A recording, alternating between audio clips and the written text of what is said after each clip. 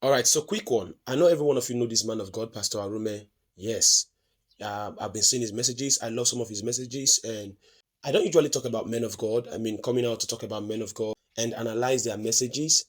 But there is something this man has done repeatedly that has got me thinking. Now, if you've watched some of his messages, you will see where he talked about the late prophet Joshua repeatedly, criticized him, said the man is diabolic and all that. And I'll say it categorically, the kind of impact Prophet Joshua made while he was alive, Pastor Arome has not made half of it. And I still wonder why he's hitting on this man, though the man is dead. The truth is, if the family of that man sees videos like this, from this said Pastor Arome, it refreshes the wound that the death of the man left on them. Now you're going to watch the video and leave a comment on your thoughts on the comment section. The truth is, every ministry has a good and a bad side. Yes. The preaching ministry, the healing ministry, the prophetic ministry, the deliverance ministry, whichever you call it, we have good and bad eggs everywhere. But I wonder why these guys are so focused on the prophetic ministry, like every prophet is fake. And now, if every prophet is fake, that simply means God no longer speaks to people. Yes, God no longer speaks to people. Why will every prophet be fake? Why? Anyway, I'm not here to talk about this. Let's watch the video and give your comments in the comment section. God bless you.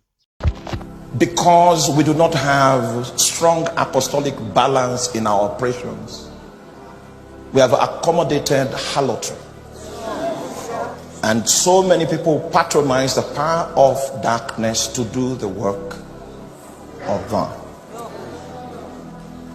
I don't know, I don't want to, let me trouble you.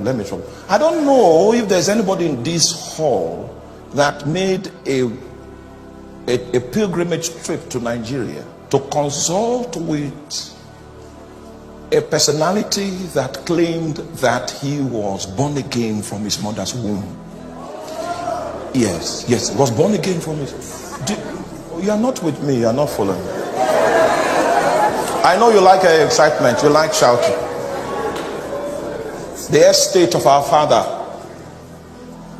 is in trouble, and the heritage of God in our land is about to be lost completely.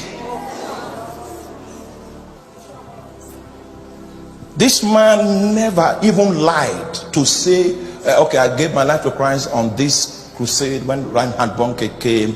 He didn't even lie. He said he was born again from his mother's womb, and he held that position until he died.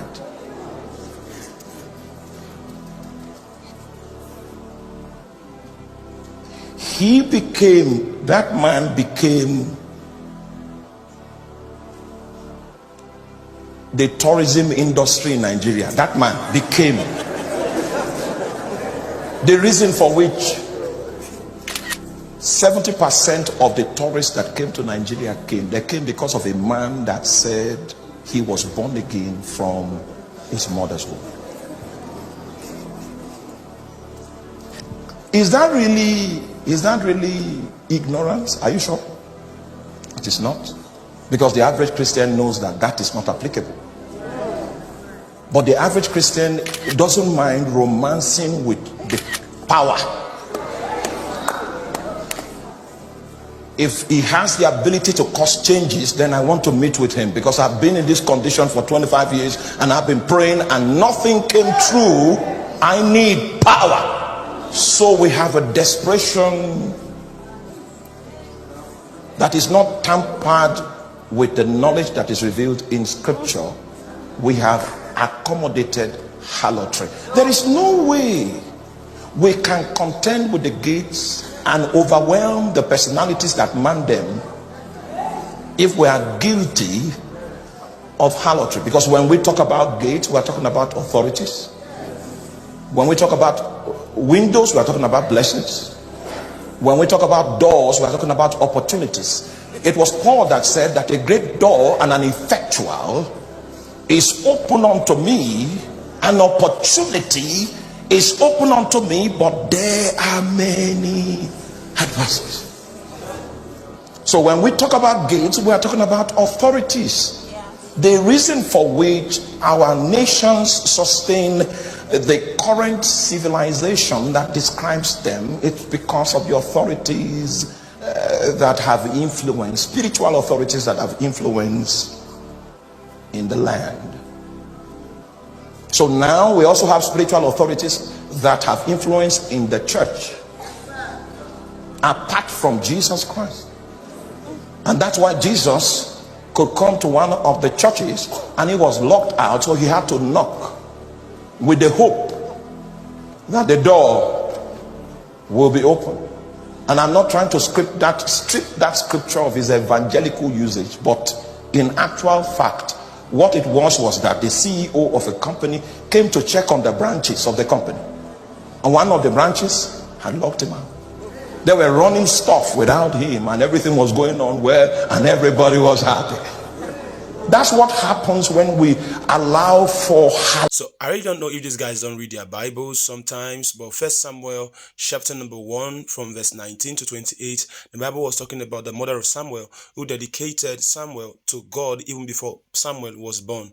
Now, the truth be told, there are people who were called from their mother's womb, who had their calling from their mother's womb, and probably maybe Prophet Joshua must have meant that he was called from his mother's womb. You know, because if you use the word born again, it simply means you have had an encounter with Christ from your mother's womb. And there is probably still a possibility, but it is more easier to say he was called from his mother's womb. And probably that was what Prophet Joshua meant.